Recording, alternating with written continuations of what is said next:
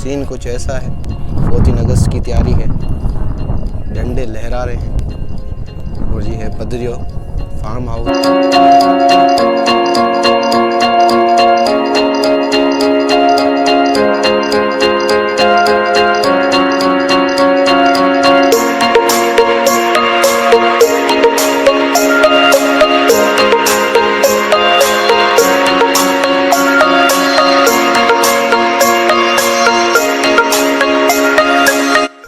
सनी,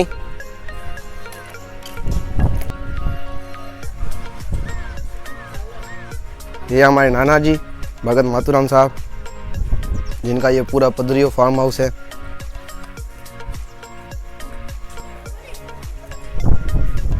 यार मैंने सीन इतनी बार देखा है कि मैं बचपन से यहाँ पे पला बड़ा हूँ, ऐसे कह सकते हैं हम, क्योंकि हमारा मंथ में एक चक्कर होता ही होता है यहाँ, क्योंकि ये थोड़ा मैन्युफैक्चर भी हुआ है।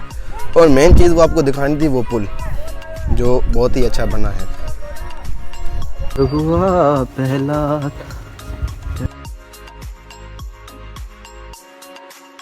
Ini nakaangin ah. Lai. Satria dia awal keren.